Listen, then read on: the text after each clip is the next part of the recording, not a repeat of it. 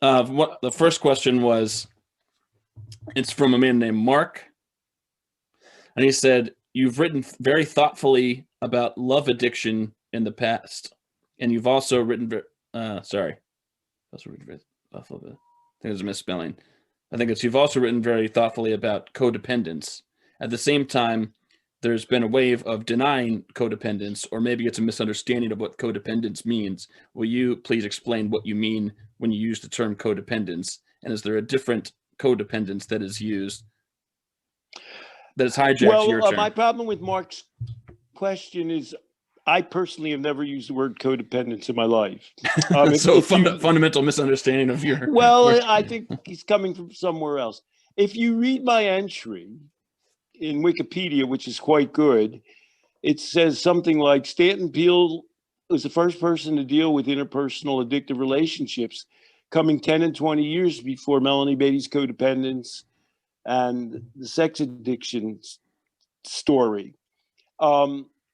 And here's why I don't use this doesn't exactly answer Mark's question. I don't use the term first of all, I don't have separate categories for addictive relationships and drugs and alcohol. We talk about addiction, more or less. We talk about gradations of addiction.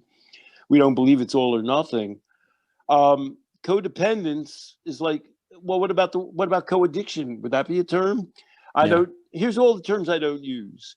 I don't use the term co-addiction. I don't use the word codependence. I don't use the word physical dependence and psychological dependence, as though you could sort of slice these up like garlic and, mix them in your salad in a different way. I talk about addiction as the end point of the most extreme form of dependence, one that is inescapable. Some people feel, we don't feel it's inescapable, and that produces negative consequences that become worse. And I think, and I've always thought, people don't believe this, I've always thought about love and drug and alcohol addiction in the same thought process as we've just been discussing. They're just as deadly potentially. They're just as harmful potentially. They involve the same dynamics, the same ability to try and control the world. You try and control the world with drugs and alcohol by trying to guarantee certain feelings, including self-worth. I mean, people drink, they say, that's the only time I feel okay about myself or relaxed about myself. So you are trying artificially to create an experience and to control the world, but in a way that ultimately has negative kickback and deteriorates your relationship with yourself and the world. Yourself, meaning that you feel greater dislike of yourself, greater distress in terms of DSM-5, and a greater inability to deal with the world, which is disability dimension of DSM-5. Those things are the same with drugs, alcohol, and relationships. And I love Mark. I'm glad he's following all my great work, other than find a place where I've ever used the term codependence, Mark. Separating out those things is not a part of my thinking. And, I'm writing my memoir now, my Scientific Life on the Edge, my quest to change how we think about addiction. Thinking about addiction as stemming from something. Well, drugs cause addiction. People can't resist that thinking in our culture. It's almost impossible for them to escape, but I don't think that way. I think about addiction, and somebody in last week's questions did bring that up. Addiction is not a list of things that make people addicted. Addiction is a kind of involvement, a way of relating to something that's powerful for you. Let me ask a better version of Mark's question and see if I can reflect your answer back to that better version. I'll just do it so it'll make more sense then. So I guess Mark is really asking, I don't know what the misstep was in talking about codependence, but I think he's really asking, just like Shia LaBeouf and his ex-girlfriend or partner, you have a person who, like Shia LaBeouf, who obviously is experiencing love addiction. And then you have somebody who he's in the relationship with who, for a very different set of reasons, is also experiencing a love addiction. So I guess I just did both of those things. I guess he was saying, are you making that distinction ever, and do you think that this is what, do you think that other people understand the distinction? You're saying addiction is addiction, and you can talk about those things together in the relationship, or you could talk about those things individually, but it's not like one person's the real person with addiction and one person's like a barnacle who's sort of latched on to the addicted person. It's like two people have an addiction for their own sets of reasons, and maybe they'll even need to work it out, with each other. Thanks for helping me understand Mark's question. That was good therapeutic work and good empathy. God bless your heart. Might be wrong, but you improved my ability to respond to Mark. We did deal with that in the podcast. There's a difference between beating somebody up and getting beat up. That's a criminal difference in the law. And we respect that and we believe it. But in terms of there takes two parties, as you said, I described love and addiction to make up an addiction. Both parties are reaching for something in some crazy way. Both of them may, because of some cipher, perhaps in the center of their existence, some disconnect, something they lack, something they can possibly be helped to attain, are cemented into this relationship. And the best partner answered the question. Well, people ask me, well, why didn't you leave exactly? And because she was so debilitated and so emptied out of herself, she wasn't capable of doing that, which if he beat her up and assaulted her, that's still a criminal charge, and she's going in a civil suit. And he was the instigator. But if we were trying to help, and one example of this, one proof of this, people who are in these kinds of relationships, and Lebef's former girlfriend was part of the lawsuit, and he did the same thing to her, which nobody's going to be surprised to hear. But of course, there are books written about women, often, and it can be both men obviously are more often assaulters, but both genders can play this role.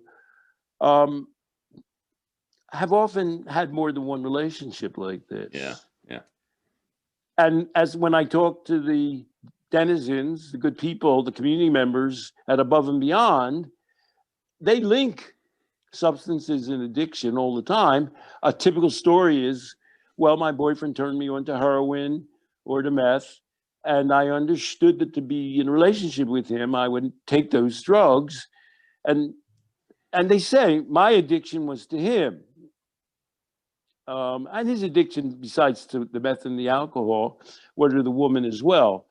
So and that's what's wrong, among other things, that's what's wrong with the Jerry Springer show.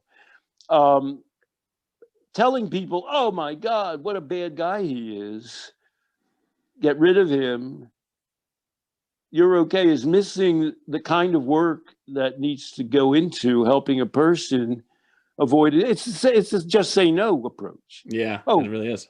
Quit drugs, quit alcohol without helping the person to, resurrect's too strong a word, to reconceive themselves based on their own values and skills and potential. So the next question is actually from an LPP participant, and they asked to remain anonymous, which is respectable. And we have a sort of security on there, so I'm not going to log in right now to look at it, but I think I remember it enough to do it. It was, we wrote the book Outgrowing Addiction, and we talked about the similarities, the parallels between difficulties in childhood, which often get diagnoses, labels are often placed on kids for having those difficulties, and addiction. And he couldn't tell if we were saying that those things are one and the same, we don't really need a different word, or if those are different in some way. And if they're different, then why would the adult version be addiction? Why would the child version be something else? Well, A, that's a good question, but B, we actually do address that in Outgrowing Addiction. Um, when you're a child, development is so much a natural expectation that we think it's a sin against man and God to label a person with a negative behavior. Because we know they can outgrow it. We know the majority of people outgrow it. We've outgrown things ourselves. The development is built into a child. In fact, we have a quote in there. People give a wrong answer in psychology comprehensive exams. And the wrong answer they give is, what is developmental psychology? And people say, oh, that's child psychology. It's such a natural connection. Right. That's not the correct answer. The correct answer, developmental psychology, is about people advancing at all stages of their life spectrum, at all of their life parabola, which we believe in. But by the time you get to be an adult, let me give you an example around love. There's certain time, a teenager who's 13 or 14 or 16, who's desperately in love, and this gets back to the teacher, why, an adult teacher shouldn't be with a student who's 18. Those behaviors are normal for a teenager. They're something that every teenager's experience. Why must I be a teenager in love?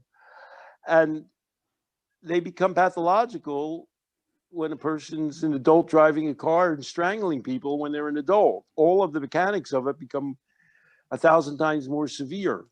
So it's the same dynamic. We're against labeling. And we don't actually label people addicts, certainly. And we don't even tell people they're addicted when they're doing fairly substantial addictive things, because we're not in favor of labels. But we're more comfortable labeling an adult involvement that's destroying a person's life in their 20s, 30s, 40s, or whenever, than we would ever be telling a 6-year-old, a 10-year-old, a 12-year-old, a 14-year-old, or a 17-year-old. You won't do that. I think you said it perfectly well. And I was thinking about last week when I was talking to Ann Earl, our colleague, which I think will go up before this one. But anyway, she was talking about if there's anything. I was asking, is there anything that you think is a misunderstanding, or is there anything that's lacking in our program? And she said, not really, but, the piece on maturity. Well, we talk about when people read that bit about maturity, even though I know what it means, know what it means to say living a non-addicted life means living a mature life. Someone could look at that and say, well, yeah, I mean, I've got 2 kids. I work. I do function as a mature adult in many dimensions. It's just not this one. So that could feel like it's patronizing. So we won't talk about now whether that's a good or a bad thing that we call it maturity, but it does sort of funnel into this question here, which is that a child is necessarily dependent on adults in their lives, and they don't have the freedom. They're not even offered the freedom to be able to make adult choices until they're adults in earnest, in most cases. And so maturity is really an addiction antidote, whether you're an adult or a child. I mean, in some way, an addiction is not a mature relationship with whatever the object of that addiction is. But adults, you sort of come to expect, will carry on a mature life. And when there's something that, when there's cyclical addiction-like behavior going on, you look at that and it's useful to identify as an addiction. It's fair and it's useful. And a child is the same elements, but it's not really fair. I mean, children shouldn't be as mature as they will be when they're adults yet. And one way we prove that is by saying we expect a mother who loves a child to behave differently towards a child. It's obvious with an infant, right? But it's somewhat obvious with a toddler and even with a teenager. A mother and a father's love is expressed differently than a child's love. So that ties into Ann Earl. I want to say something and to love addiction here and being abused. Before a kid isn't mature, but as a parent, you prepare a child to be mature. You give a child enough of a groundwork that when they become an adult, they will be able to be mature. And that that does involve giving a child responsibility. It certainly gives a child, you respect them, you ask for their opinions when things affect them, you allow them to make whatever choices they need to make. As age appropriate, you allow them to do things independently. And, if I were talking with, Anne is a person who, for a part of her life, was a single mother. Her children had to help out. They had to help out, but it had to not cause her problems. She had other things to worry about. They had to help out in responsibilities, shopping, and they had to help out sometimes by being emotionally there for her as they became older and they became teenagers. And we did deal with that in our last session with David Hasselhoff, where his teenage daughter was sort of being the adult and saying, "Dad, do you really want to do this? You have an audition or you have to go into work." It's a reversal of roles, but that can happen in life. And it's not inherently abusive and negative. It's not an inherent ruination of a relationship. Sometimes a child has a great contribution to make to a family and a parent, even in the emotional realm. I want to say to the person who asked that question that I hope, first of all, that was a good answer. I offered an answer in text and said that I would include this. And I think that was a good answer, and I hope it was. But also that asking that question provided, I'm sure, a lot of value for a lot of people tuning in right now. That was a really good, really well-crafted question, really thoughtful. They're getting to essential elements of what we believe about addiction. Bless them. Yeah, bless their hearts. Mary Kay Villaverde is a member of the group Families for Sensible Drug Policy. And this is a Facebook question. She said that she'd like to discuss the terms used for opioid overdose, in quotes. Technically, of course, most deaths are not overdoses. People with use disorder know how to dose. And although fentanyl is an opioid, to use in conjunction with the deaths is not only to use that in conjunction with the deaths is not only causing problems for pain patients, let's say, getting meds like anti-opioid campaigns, it's very limiting as far as addressing the many other drugs involved, polysubstance deaths. And I think the term illicit drug toxicity deaths might be accurate, but, Twitter people tell me it requires too much explanation for those in the general public. Can we use some term like drug poisonings, or is it a waste because it's too far down the road? No, the CDC's actual official term, although they often relapse to using overdose, is drug poisoning. That's the term they actually use. I use the term, I say there's an epidemic of drug or substance fatalities. I don't say there's an epidemic of addiction, because the people who die, who did a diagnosis and decided they were addicted? Yeah, no, we know not clear that they dead. were addicted. Yeah. And the most thoroughgoing, I've been saying the myth of it, of all the, well, it's hard to say what pisses people off the most and what I talk about. But talking about the myth of drug overdose certainly aggravates some people. They'll say, "What did my child die of?" And I said, "Well, I don't know. Was there a toxicology? You'll tell me more than that." And sometimes they'll say, "What's a toxicology?" And I'll say, "Well, were they able to determine that he or she consumed?" When Carrie Fisher was the great recovery guru, they found everything in her. They found antidepressants, they found cocaine, they found, so I wouldn't even say illicit drugs. That could be illicit at that point, exactly. She had some prescriptions, and she was taking a lot of different substances. The most thoroughgoing, the New York Coroner's Office, it has a great tradition of keeping really strong records of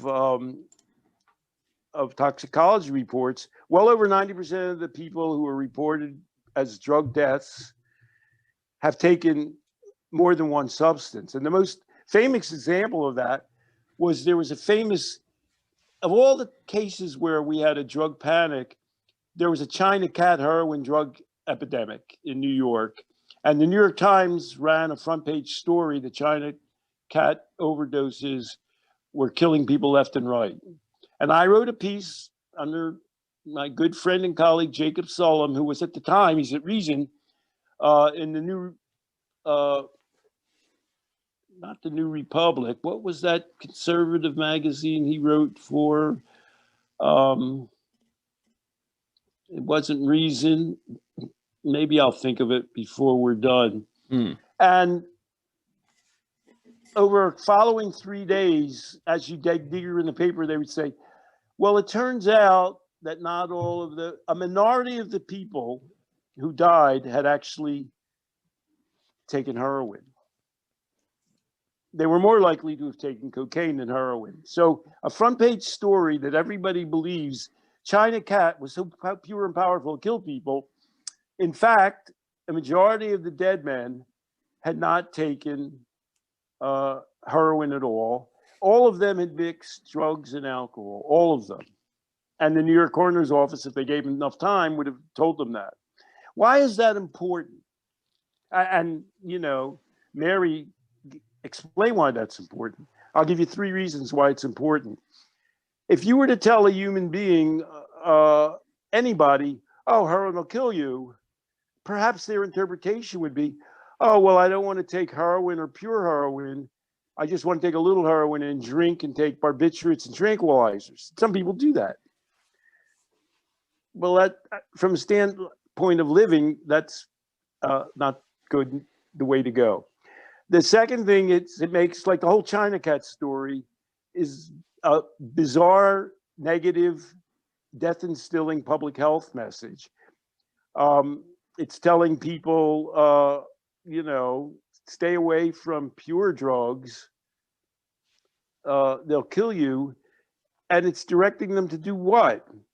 And then a third outcropping of that is there are no, in the United States of America, although they're frequently discussed, there are no drug consumption sites and drug maintenance sites, 0. Well, I'm sorry, there are methadone sites, but there are no heroin maintenance sites, right, and no heroin at all consumption sites. And one thing they do at consumption sites is they'll measure your drugs for you. And they'll say, well, this is a bad batch of heroin, or it contains fentanyl, or it contains tranquilizers. I mean, you know, they'll say this is a dangerous batch of the drug. And if it's a heroin maintenance site, they give them pharmaceutical heroin. People don't die from pharmaceutical heroin. They don't. They don't die in the hospital from getting drugs that are more powerful than heroin. And, you know, people take drugs medically in hospitals that are more powerful than fentanyl. Pure drugs have been measured time and time again not to be assaultive to the individual. Pure opioids.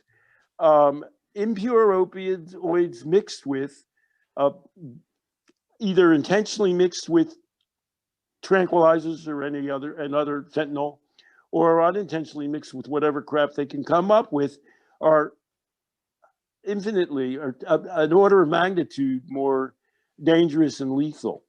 And so this leads us in terms of individual behavior. It prevents us, in America, people would say, you can't give people heroin. Are you crazy? It's addictive and it'll kill them. So it makes it impossible to do a necessary public health and therapeutic step that would in fact save lives. And it just misstates our ability to comprehend what's going on right now in the streets of America when people are dying. And for example, the logic of, well, let's just cut back giving people painkillers. Yeah. Because if they take too many painkillers, it's bad for them. It causes them to replace the painkillers that they might get that are medically controlled, and instead to find street drugs to replace them.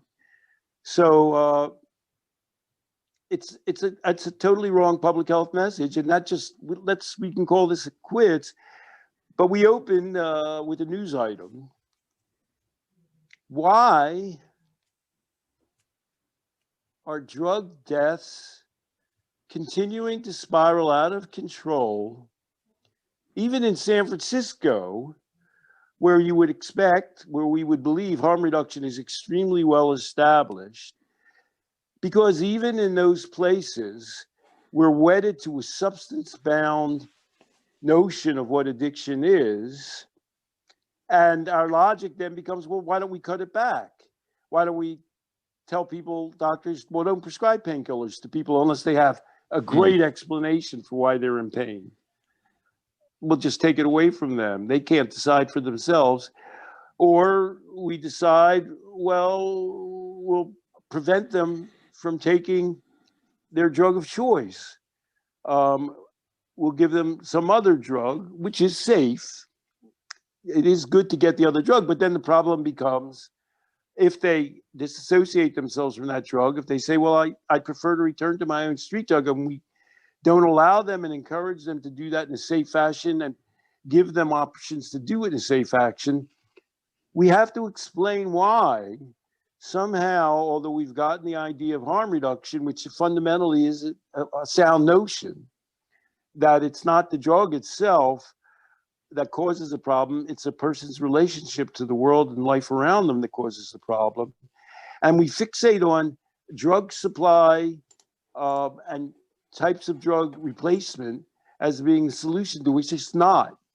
And we have proof in our inability to get us the slightest hold on our drug death epidemic.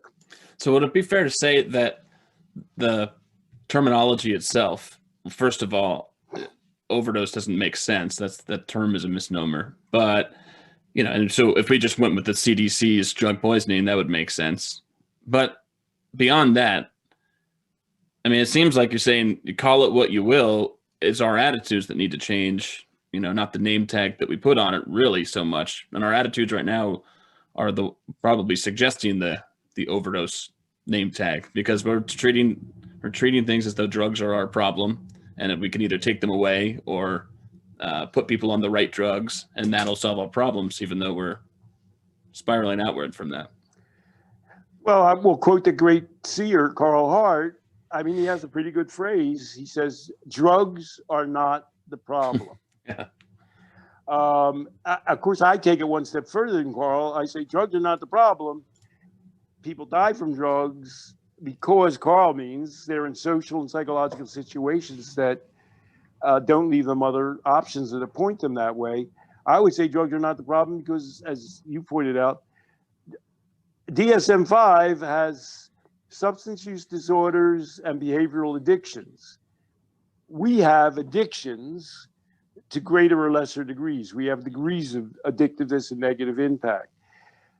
Drugs are not the problem. You can't identify addiction by making a list of drugs or alcohol, or DSM-5 makes a list of, it doesn't call drugs and alcohol addictive, it calls gambling addictive. It's making a list of activities.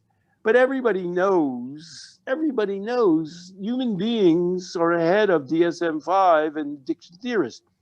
If you say food can be addictive, I mean, Orson Welles got up to be 400 pounds.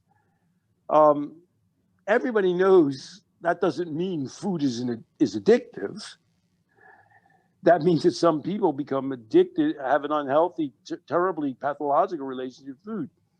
Obviously, when you say, well, gambling is addictive, well, gambling's not addictive. A lot of people play bingo and poker and the horse race, and they go to play roulette and they say, well, I'm going to have a $100 limit. Or they do it when they go to Las Vegas, and that's the only time they do it.